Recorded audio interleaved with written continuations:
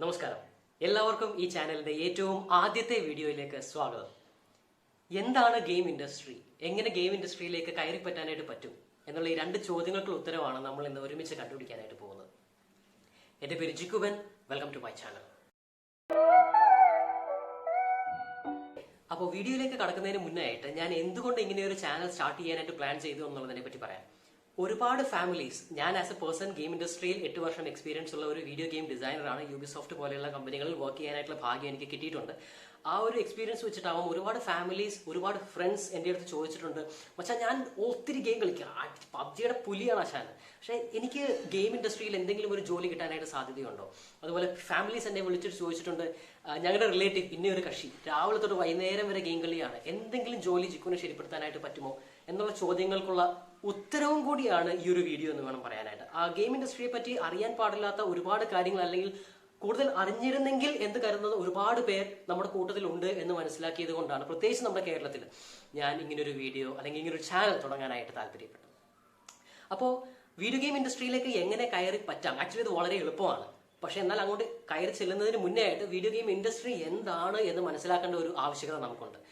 നമുക്ക് എന്ന് പറഞ്ഞു കഴിഞ്ഞാൽ ഗെയിം കളിക്കുന്ന ആൾക്കാർക്കല്ല, ഗെയിം കളിക്കുന്ന ആൾക്കാർക്ക് ബേസിക്കലി ഗെയിം ഇൻഡസ്ട്രി എന്താണെന്ന് അറിയാം. അതേസമയം നമ്മുടെ പേരൻസിനെ ഗെയിം ഇൻഡസ്ട്രിയിലേക്ക് എനിക്ക് പോകണം എന്ന് പറഞ്ഞ് കൺവിൻസ് ചെയ്യണം എങ്കിൽ ഗെയിം ഇൻഡസ്ട്രി എന്താണ് എന്ന് മനസ്സിലാക്കി കൊടുക്കേണ്ട ആവശ്യകത കൂടിയുണ്ട്. പ്രത്യേകിച്ച് ഞാൻ 2011 എൻ്റെ ബിടെക് ഗ്രാജുവേഷൻ 3ാമത്തെ വർഷം കംപ്ലീറ്റ് ആയി 4ാം വർഷത്തിലേക്ക് കയറുന്ന ആ സമയത്ത് എൻ്റെ പേരൻസിൻ്റെ അടുത്ത് എനിക്ക് ഗെയിം ഇൻഡസ്ട്രിയിലേക്ക് ഗെയിം ഉണ്ടാക്കാനായിട്ട് പോകണം എന്ന് പറഞ്ഞ സമയത്ത് അവര് എന്താണ് ഇത് സംഭവം എന്നുള്ള രീതിയിലാണ് എന്നെ നോക്കിയത്. അവരെ കൺവിൻസ് ചെയ്തത്, ഞാൻ എങ്ങനെയാണ് അവരെ കൺവിൻസ് ചെയ്തത്, എങ്ങനെ ഞാൻ ഗെയിം ഇൻഡസ്ട്രിയിലേക്ക് ഗെയിം ഡിസൈനറായിട്ട് എത്തി എന്നുള്ളതൊക്കെ ഇതിനകത്ത് ഒരുപാട് എഫക്ട് ചെയ്യുന്ന കാര്യങ്ങളാണ്. അപ്പൊ അവരെ പറഞ്ഞ് മനസ്സിലാക്കണമെങ്കിൽ അവർക്ക് ഗെയിം ഇൻഡസ്ട്രി എന്താണ് എന്ന് നമ്മൾ പറഞ്ഞ് മനസ്സിലാക്കേണ്ടതായിട്ട് വരും. അപ്പൊ അതിന് മുന്നേ ഞാൻ കുറച്ച് ഡേറ്റ എന്റെ മുന്നിൽ റെഡിയാക്കി വെച്ചിട്ടുണ്ട്. ഗെയിം ഇൻഡസ്ട്രി ഒരു വൺ വേർഡിൽ പറഞ്ഞു കഴിഞ്ഞാൽ game industry is place where എല്ലാ ഗെയിമുകളും ഉണ്ടാക്കുന്ന ഒരു ഇൻഡസ്ട്രി, അത്രേ ഉള്ളൂ. ഹോളിവുഡ് ഫിലിം ഇൻഡസ്ട്രിയെ പോലെ, നമ്മുടെ ബുക്ക് ഇൻഡസ്ട്രിയെ പോലെ, അല്ലെങ്കിൽ മ്യൂസിക് ഇൻഡസ്ട്രിയെ പോലെ ഒരു ഇൻഡസ്ട്രിയാണ് ഗെയിം ഇൻഡസ്ട്രി. എല്ലാ സ്റ്റുഡിയോകളും ഒരുമിച്ച് കൊളാബറേറ്റ് ചെയ്യുന്ന ഒരു വലിയ ഇൻഡസ്ട്രി. വലിയ ഇൻഡസ്ട്രി എന്ന് പറയുമ്പോൾ ഹോളിവുഡ് ഫിലിം ഇൻഡസ്ട്രിയെക്കാളും ബുക്ക് ഇൻഡസ്ട്രിയെക്കാളും മ്യൂസിക് ഇൻഡസ്ട്രിയെക്കാളും വലിയൊരു ഇൻഡസ്ട്രി ആണ് നമ്മുടെ ഗെയിം ഇൻഡസ്ട്രി എന്ന് വേണം പറയാനായിട്ട്. ഗെയിം ഇൻഡസ്ട്രി 2022 ഗെയിം ഇൻഡസ്ട്രിയുടെ മൂല്യം എന്ന് പറയുന്നത് $230 ബില്യൺ ആയിരിക്കും. $230 ബില്യൺ എന്ന് പറഞ്ഞു കഴിഞ്ഞാൽ 230 എഴുതിയിട്ട് അതിന്റെ അപ്പുറം 9 പൂജ്യം ഇടണം. അത് ഡോളറാണ്. അതിനെ ഇന്ത്യൻ രൂപയിലേക്ക് കൺവേർട്ട് ചെയ്യണമെന്നുണ്ടെങ്കിൽ ഇനിയും ഒരു 75 മൾട്ടിപ്ലൈ ചെയ്യണം. അത്രയ്ക്ക് വലിയ ഒരു ലാഭം ഉണ്ടാക്കുന്ന ഒരു ഇൻഡസ്ട്രിയാണ് ഗെയിം ഇൻഡസ്ട്രി.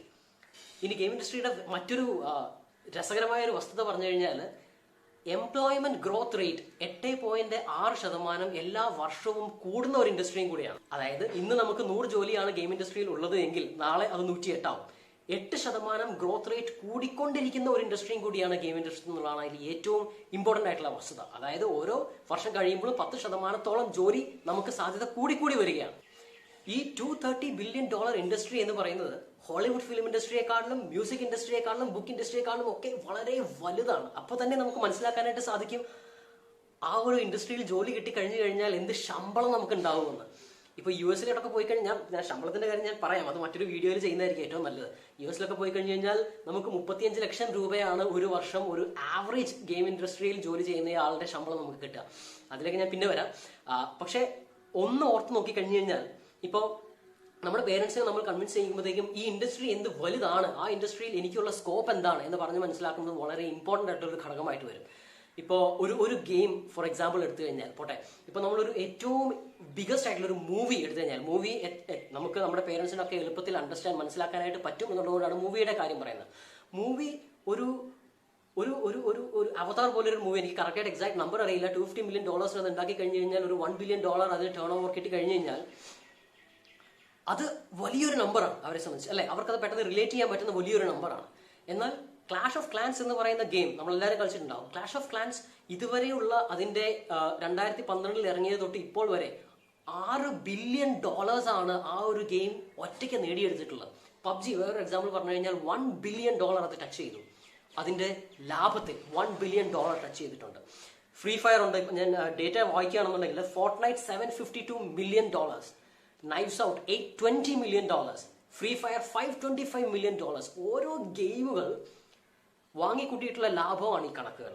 വലിയൊരു ഇൻഡസ്ട്രിയാണ്. ഇപ്പോൾ പബ്ജി പോലെ ഒരു ഗെയിമിൽ എത്ര പേര് വർക്ക് ചെയ്യുന്നുണ്ടെന്ന് ചോദിച്ചു കഴിഞ്ഞാൽ എനിക്കെന്നെ പറയാനായിട്ട് പറ്റത്തില്ല. ഒരു 10,000-കണക്കിന് ആൾക്കാരെങ്കിലും തീർച്ചയായിട്ടും അതിൽ വർക്ക് ചെയ്യുന്നുണ്ടോ. ഞാൻ യൂബിസോഫ്റ്റിൽ വർക്ക് ചെയ്യുമ്പോൾ യൂബിസോഫ്റ്റ് എന്ന് പറയുന്ന ആ ഒരു കമ്പനി, പൂനെയിലുള്ള ആ ഒരു കമ്പനിയിൽ മാത്രം 900 ആൾക്കാർ ജോലി ചെയ്യുന്നുണ്ടായിരുന്നു. അതിൽ 80% ടെസ്റ്റേഴ്സ് ആയിരുന്നു. അതാണ് ഞാൻ വീഡിയോ എടുക്കാൻ പോകുന്ന മറ്റൊരു കാര്യം. എങ്ങനെ വീഡിയോ ഗെയിം ഇൻഡസ്ട്രിയിലേക്ക് കയറി ചെല്ലാം എന്നുള്ളതിന്റെ ബെസ്റ്റ് എക്സാമ്പിൾ ആണ് ഒരു ടെസ്റ്ററായിട്ട് കയറി ചെല്ലാം എന്നുള്ളതൊക്കെ. ബട്ട് എനിവേസ് അതൊക്കെ പിന്നത്തെ കാര്യങ്ങൾ. ശമ്പളത്തിന്റെ കാര്യം ഞാൻ ചെറിയൊരു ഐഡിയ തന്നു. അതും പേരൻസിന്റെ അടുത്ത് പറയാം. ഗെയിം ഇൻഡസ്ട്രി എന്താണ്, എത്ര വലുതാണ്, ഗെയിം ഇൻഡസ്ട്രിയിൽ ചെന്ന് കഴിഞ്ഞാൽ എത്രത്തോളം ഗുണമുണ്ട്, ഇനി ഇന്ത്യയിൽ എന്തുമാത്രം ശമ്പളം കിട്ടും എന്നുള്ള കാര്യവും ഞാൻ പറഞ്ഞു തരാം. പക്ഷേ ഗെയിം ഇൻഡസ്ട്രിയെ പറ്റി ഒരു ഐഡിയ കൊടുക്കാനായിട്ട് ഇത് വളരെയധികം സഹായിക്കും. എത്ര വലുതാണ് ഗെയിം ഇൻഡസ്ട്രി, എത്ര ലാഭമുണ്ടാക്കുന്ന ഇൻഡസ്ട്രിയാണ് ഗെയിം ഇൻഡസ്ട്രി, ഗെയിം ഇൻഡസ്ട്രിയിൽ ചെന്ന് കഴിഞ്ഞാൽ എനിക്ക് കിട്ടാവുന്ന മൂല്യം, എനിക്ക് കിട്ടാവുന്ന ശമ്പളം എത്രയാണ് എന്നുള്ളൊരു കാര്യത്തിൽ പേരൻസിന് ഈ ഒരു നമ്പർ പറഞ്ഞു കഴിഞ്ഞാൽ ഐഡിയ ഉണ്ടാവാനുള്ള സാധ്യത വളരെ വളരെ കൂടുതലാണ്. മറ്റൊരു കാര്യം കൂടി നമുക്ക് പറയാവുന്നത്, നമുക്കെല്ലാവർക്കും ബോളിവുഡ് ഇൻഡസ്ട്രിയെ റിലേറ്റ് ചെയ്യാനായിട്ട് വളരെ എളുപ്പമാണ്. നമ്മൾ എപ്പോഴും കാണുന്നത്, ഈവൻ ഹോളിവുഡ് ഇൻഡസ്ട്രിയെ റിലേറ്റ് ചെയ്യാൻ പറ്റിയില്ല എന്നുണ്ടെങ്കിലും ബോളിവുഡ് ഇൻഡസ്ട്രിയെ നമുക്ക് പെട്ടെന്ന് റിലേറ്റ് ചെയ്യാനായിട്ട് പറ്റും. $457 million ഹോളിവുഡ് ഫിലിം ഇൻഡസ്ട്രി ഒരു വർഷം ഇന്ത്യയിൽ ഉണ്ടാക്കിക്കൊണ്ടിരിക്കുന്നത്. $457 million. ഇന്ത്യയിലെ ഏറ്റവും വലിയ ഇൻഡസ്ട്രികളിൽ ഒന്ന് തന്നെയാണ്, ഏറ്റവും വലിയ എന്റർടൈൻമെന്റ് ഇൻഡസ്ട്രികളിൽ ഒന്നാണ് ബോളിവുഡ് ഫിലിം ഇൻഡസ്ട്രി. എന്നാൽ ഇന്ത്യയിൽ ഗെയിം ഇൻഡസ്ട്രി ഉണ്ടാക്കുന്നത് $890 million ആണ് ഓരോ വർഷവും. ബോളിവുഡിനേക്കാളും ഓൾമോസ്റ്റ് ട്വൈസ്. അത്രയ്ക്ക് വലിയ ഇൻഡസ്ട്രിയാണ് ഇന്ത്യയിൽ തന്നെ. ഇന്ത്യയെ കമ്പയർ ചെയ്ത് നോക്കുമ്പോഴത്തേക്കും ഇന്ത്യക്ക് അതിൻ്റെതായിട്ടുള്ള ന്യൂവാൻസസ് ഉണ്ട്. ഒരുപാട് വലിയ AAA ഗെയിം ടൈറ്റിൽസ് ഒന്നുമില്ല, കൂടുതലും മൊബൈൽ ഗെയിം ടൈറ്റിൽസ് ആണ്. ആ ഒരു അവസ്ഥയിൽ കൂടി ബോളിവുഡിനേക്കാളും ട്വൈസ് ആണ്. ഇനി വരുന്ന വർഷങ്ങളിൽ ഒരുപാട് വലിയ വലിയ സ്റ്റുഡിയോസ് ഇന്ത്യയിലേക്ക് വരാൻ പോകുന്നുണ്ട്. അങ്ങനെ ഒരു അവസ്ഥയിൽ ഇത് തീർച്ചയായിട്ടും മുകളിലേക്ക് പോകും എന്നുള്ളതല്ലാതെ യാതൊരു സംശയവും ഇല്ലാത്ത ഒരു പോയിന്റ് ആണ്. അപ്പോൾ ഗെയിം ഇൻഡസ്ട്രിയെ പറ്റി നമുക്കൊരു ഐഡിയ കിട്ടിയ സ്ഥിതിക്ക് എങ്ങനെ ഗെയിം ഇൻഡസ്ട്രിയിലേക്ക് കയറി പറ്റാം എന്നുള്ള ഒരു ചിന്ത പലർക്കും ഉണ്ടാവും. അപ്പോൾ എങ്ങനെ ഇൻഡസ്ട്രിയിൽ എത്താം എന്ന് ചോദിച്ചാൽ സിമ്പിൾ ആയിട്ട് പറഞ്ഞു കഴിഞ്ഞാൽ നമ്മുടെ കോർ സ്കിൽ എന്താണ് അത് കണ്ടുപിടിക്കുക എന്നുള്ളതാണ് ഏറ്റവും ഇമ്പോർട്ടൻ്റ് ആയിട്ടുള്ള കാര്യം. എല്ലാവർക്കും ഒരുപക്ഷെ ഗെയിം ഡെവലപ്പർ ആയിക്കൊള്ളാൻ പറ്റണം എന്നില്ല, എല്ലാവർക്കും ആർട്ടിസ്റ്റ് ആവണമെന്നില്ല. അപ്പോൾ എന്തെല്ലാം ഫീൽഡുകൾ ഉണ്ട് ഇതിനകത്ത് എന്ന് ഞാനൊരു ഐഡിയ പറഞ്ഞുതരാം. 1 game developer, 2 game artist, 3 game designer എന്നെ പോലെയുള്ള ആൾക്കാർ, 4 സൗണ്ട് ആയിട്ട് റിലേറ്റഡ് ആയിട്ടുള്ള ആൾക്കാർ ഉണ്ട്, ബിസിനസ് റിലേറ്റഡ് ആയിട്ടുള്ള ആൾക്കാരൊക്കെ ഉണ്ട്. അതിന് മുകളിൽ നമുക്ക് തൽക്കാലം അതിൽ കൺസിഡർ ചെയ്യേണ്ട ഈ 4 രീതികൾ പ്ലസ് ടെസ്റ്റേഴ്സ്, ഇത്രയും ആൾക്കാരെ നമുക്ക് തൽക്കാലത്തേക്കിനൊന്ന് മനസ്സിൽ വെക്കാം. എന്നിട്ട് ഓരോ ഡിപ്പാർട്ട്മെന്റും എന്താണ് ചെയ്യുന്നത് എന്നുള്ളത് വളരെ ചെറുതായിട്ട് ഞാനൊരു ഐഡിയ പറഞ്ഞുതരാം. ഡെവലപ്പേഴ്സ് എന്ന് പറഞ്ഞാൽ കംപ്ലീറ്റ്ലി ടെക്നിക്കൽ ആയിട്ടുള്ള ആൾക്കാരാണ്. നല്ല മാത്തമാറ്റിക്കൽ സ്കിൽസ് ഉള്ള, ഒരു ഒബ്ജക്റ്റിന്റെ ഫിസിക്സ് എന്താണ് എന്ന് നന്നായിട്ട് മനസ്സിലാക്കുന്ന, ആർട്ടിഫിഷ്യൽ ഇന്റലിജൻസ്, മെഷീൻ ലേണിംഗ് എന്നീ കാര്യങ്ങളിൽ വളരെയധികം ബുദ്ധിയുള്ള, വിവരമുള്ള, ജ്ഞാനമുള്ള ആൾക്കാരാണ്. വളരെ ടെക്നിക്കൽ ആയിട്ട് കാര്യങ്ങൾ ചിന്തിച്ച് അതിന് സൊല്യൂഷൻസ് കണ്ടുപിടിക്കുന്ന ആൾക്കാരാണ് ഡെവലപ്പേഴ്സ്. അതേസമയം നമ്മൾ നല്ലതായിട്ട് വരയ്ക്കുന്ന ആളാണെന്നുണ്ടെങ്കിൽ, നല്ല ആർട്ടിസ്റ്റിക് ചിന്താഗതി ഉള്ള ആളാണെന്നുണ്ടെങ്കിൽ, പോട്ടെ, എനിക്കറിയാവുന്ന ഒരു കക്ഷിയുണ്ട്, ബയോടെക്നോളജി കംപ്ലീറ്റ് ചെയ്തിട്ട് വന്ന ആളാണ് ആശൻ. ഞങ്ങളുടെ സ്റ്റുഡിയോയിൽ സൗണ്ട് ഡിസൈനറാണ്. അപ്പം സൗണ്ടുമായിട്ട് താല്പര്യമുള്ള ആൾക്കാർ, അതേസമയം ടെസ്റ്റിങ്ങിന് താല്പര്യമുള്ള ആൾക്കാർ, ഇവർക്കുള്ളതാണ് നോൺ ടെക്നിക്കൽ ഫീൽഡ്. ആർട്ടിസ്റ്റ് ആണ്, നന്നായിട്ട് വരയ്ക്കും എന്നുണ്ടെങ്കിൽ 2 തരത്തിലുള്ള ആർട്ടുണ്ട്. 2D ആർട്ടുണ്ട്, 3D ആർട്ടുണ്ട്. 2D ആർട്ട് എന്ന് പറഞ്ഞു കഴിഞ്ഞാൽ നമ്മൾ ഫ്ലാപ്പി ബേർഡ് കളിക്കുന്ന ഗെയിം 2D ആണ്. അതുപോലെ പബ്ജി ആണെന്നുണ്ടെങ്കിൽ അത് 3D ഗെയിമാണ്. ഇനി ഇതൊന്നുമല്ല, സൗണ്ട് ആണ് നമ്മുടെ ഫീൽഡ് എങ്കിൽ, മൂവീസ്, സിനിമകൾക്ക് വേണ്ടി സൗണ്ട് ഡിസൈൻ ചെയ്യണമെന്ന് ആഗ്രഹമുള്ള ആളാണ് എങ്കിൽ നിങ്ങൾക്ക് ആക്ച്വലി ഒരു ഗെയിമിന്റെ സൗണ്ട് ഡിസൈനർ ആകാനായിട്ടും പറ്റും. അടുത്ത ഫീൽഡാണ് ടെസ്റ്റിംഗ് ഫീൽഡ്. ടെസ്റ്റിംഗ് ഫീൽഡിലാണ് എനിക്ക് ഏറ്റവും കൂടുതൽ ഫ്രണ്ട്സ് ഉള്ളതും ഒരുപാട് പേരെ ഞാൻ ഇൻഡസ്ട്രിയിലേക്ക് എത്തിച്ചിട്ടുള്ളതും. ഇന്ത്യ എന്ന് പറയുന്ന രാജ്യം ഒരുപാട് ഗെയിം ടെസ്റ്റിങ്ങിന് ഗെയിം ടെസ്റ്റിംഗ് ഔട്ട്സോഴ്സിങ്ങിന് ഒരുപാട് ഇമ്പോർട്ടൻസ് കൊടുക്കുന്ന കൺട്രിയാണ്. കാരണം വലിയ വലിയ ഗെയിം കമ്പനീസിനെ വെച്ച് നോക്കുകയാണെന്നുണ്ടെങ്കിൽ അവർക്ക് ഏറ്റവും കൂടുതൽ ആൾക്കാർ ഒരു ഡിപ്പാർട്ട്മെന്റിൽ ഉണ്ടെങ്കിൽ അത് ഗെയിം ടെസ്റ്റിംഗ് ആയിരിക്കും. 2007 റിലീസായ NFS മോസ്റ്റ് വാണ്ടഡ് ഗെയിമിന് അന്നത്തെ കാലത്ത് ഏകദേശം 100ഓളം ഗെയിം ടെസ്റ്റേഴ്സ് ഉണ്ടായിരുന്നു. ഇന്ന് കുറഞ്ഞത് 5000 ഗെയിം ടെസ്റ്റേഴ്സ് എങ്കിലും. ഇപ്പോൾ ഏതൊരു ഗെയിം ടെസ്റ്ററിന്റെ ഇന്റർവ്യൂ എടുത്ത് നോക്കിയാലും നമുക്കൊരു 500,000 QA ബഗ്സ് എങ്കിലും അവർ റിപ്പോർട്ട് ചെയ്തിട്ടുണ്ടാവും. അതായത് 5 ലക്ഷത്തോളം ബഗുകളാണ് ഒരു ഗെയിമിനകത്ത് യൂബിസോഫ്റ്റ് പോലൊരു കമ്പനി അവർ ബഗ് റിപ്പോർട്ട് ചെയ്യുന്നത്. അപ്പോൾ അതിനനുസരിച്ച് ആൾക്കാരുണ്ട്. ഏകദേശം 10,000-കണക്കിന് ആൾക്കാർ ആ ഒരു ഗെയിമിന് വേണ്ടി മാത്രം ടെസ്റ്റ് ചെയ്യുന്നുണ്ട്. അങ്ങനെയുള്ള ആൾക്കാരുടെ ഏറ്റവും ഇമ്പോർട്ടൻ്റ് ആയിട്ടുള്ള കൺട്രീസ് ആണ് ഇന്ത്യ, ചൈന, ഫിലിപ്പൈൻസ്, എന്നീ രാജ്യങ്ങൾ. ഇന്ത്യയിൽ ടെസ്റ്റേഴ്സിന് ഒരുപാട് സ്കോപ്പ് ഉണ്ട്. അതാണ് ആക്ച്വലി എൻ്റെ അടുത്ത പോയിന്റ്. ഗെയിം ഇൻഡസ്ട്രിയിലേക്ക് എത്തിപ്പെടാനായിട്ടുള്ള ഏറ്റവും എളുപ്പ വഴി എന്താണ്?